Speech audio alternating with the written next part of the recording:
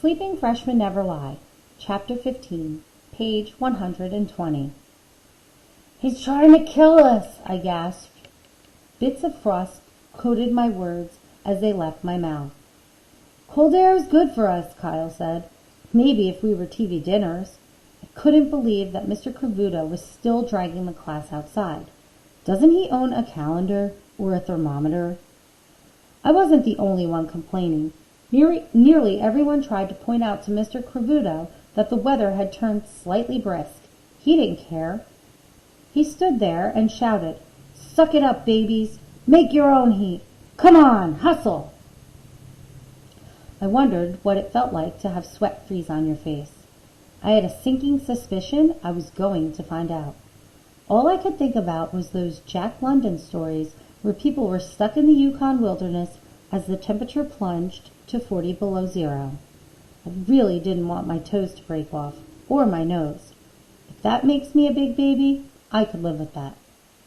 Mom and Dad spent most of the weekend shopping for a mobile to hang over the crib. They hadn't bought a crib yet, but the logic and order of their purchases was just another of the many mysteries of birth. Monday, after school, I went to my first student council meeting. All we did was talk about ways to improve school spirit. I tried to suggest some ideas, but the older kids completely ignored the freshmen. This did lower our spirit. Tuesday, life took an unusual twist. Everyone has something he checks out. Dad's interested in cars, Mom notices babies. Ever since Kyle got a Rolex watch from his rich grandfather last year, he's always looking at people's wrists. Patrick knows every brand and style of sneaker. The way he walks around gazing at feet, he's going to end up with a bent neck. As for me, if I see anyone carrying a book, I try to spot the title and author. It's always nice when someone's reading something you like. Though half the time I look at books now, I end up staring at whatever junk Mouth just reviewed. On the way out of homeroom, I noticed that Lee was carrying a paperback. I didn't recognize it. I sped up and glanced at the book as I went by without her noticing. I'd expect something really dark, like Anne Rice or H.P. Lovecraft. Instead, from the front cover, I saw the name S. Morgenstern. I was so surprised I stopped walking. I guess she noticed I was staring, which she should be pretty used to. What with the pins in her face, the green hair, the 8 pounds of mascara, the weird shirts and all. I didn't want her to think I was staring at her face or clothes or anything, so I pointed to the book and said, "Morgenstern, one of the best books, The Princess Bride. It's by William Goldman."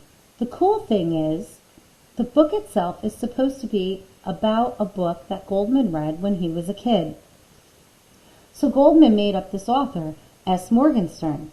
As far as I know, the only book written by S. Morgenstern was The Princess Bride. It's always great to find out that a favorite author has a book you didn't know about. It's like thinking you've finished your soda, but then you grab the can and there's still some left. Only it's 1,000 times better. She held up the cover. Silent Gondoliers, a fable by S. Morgenstern. "You like Goldman?" I nodded. Now that we were face to face, I really didn't want to start a conversation. Yuck! I think she'd just gotten another ring in her nose. Not that I kept count. If civilization ever broke down, she could probably survive for months by bartering all that metal for food. "You like The Princess Bride?" she asked. I shrugged. "Ah, I see you're the strong, silent type." While I was trying to think of something to say or some way to avoid saying anything, she tucked the book under her arm and headed down the hall. On the back of her shirt, in a sea of black, a yellow pair of Cheshire cat eyes hovering above a smug smile stared at me. Later that afternoon, between 6th and 7th period, she glanced toward me as we passed in the hall. I sort of nodded out of reflex, but I hurried away. I didn't want her to start talking to me. She was just too weird. November 7th. It's weird.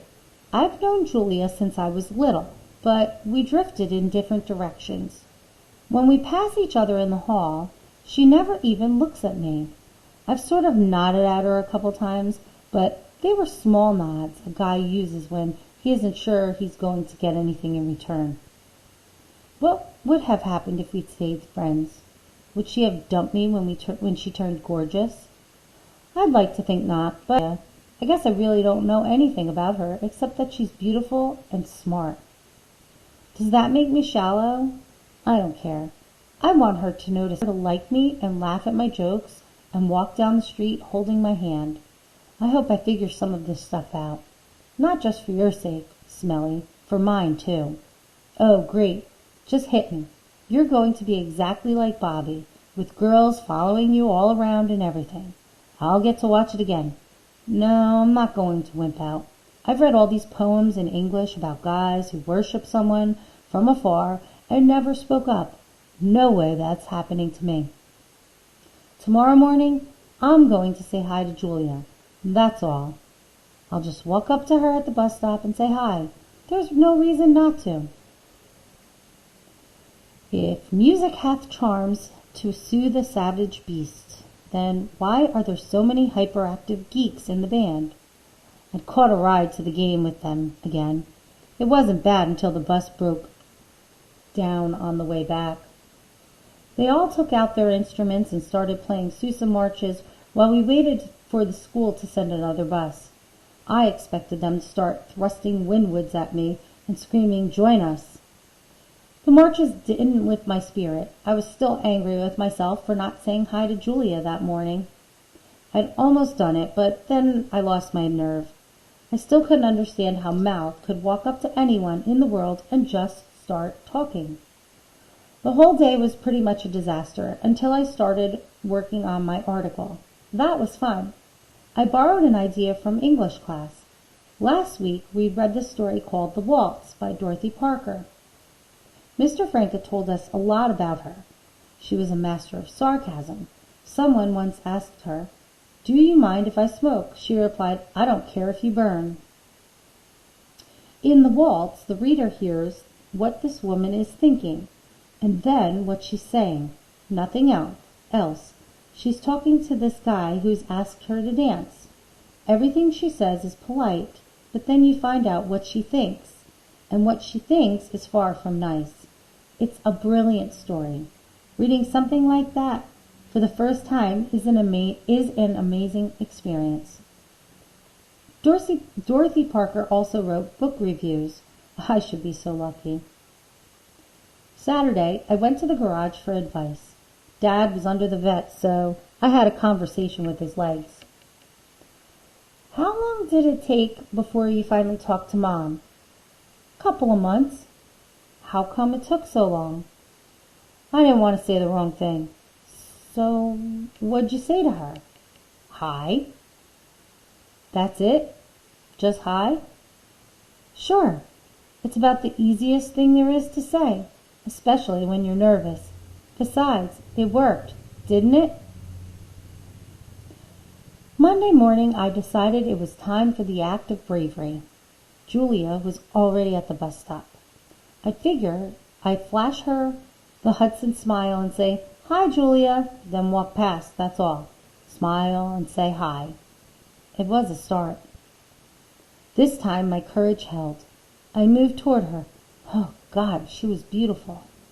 I opened my mouth and made sounds. The syllables shifted across several broken octaves, creating a noise that was somewhat between the creak of an ancient door hinge and the gasp an asthmatic kid makes when he gets punched in the gut. My voice was changing. Julia glanced toward me, frowning as if she was trying to make sense out of the noise. I forced my gaze straight ahead and sped past, praying that she didn't realize the pathetic purpose of my croaking. Even you can't think this is a good idea. I stood next to Kyle, shivering. It's just flurries, he said. No big deal. Suck it up, babies, Mr. Curvuto shouted. There had to be some sort of state law against this. He got to stand around in a sweatsuit and a jacket with his hands in his pockets, while we shivered and tried to make our own heat. On the other hand, if I froze to death, I wouldn't have to run my failed conversation with Julia through my mind another 6 million times. After calisthenics, we played touch football. Now, I knew why they called it a huddle. We all huddled together for warmth. Well, as much as guys can huddle.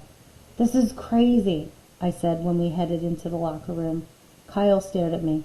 "Hey, your voice is changing." I noticed.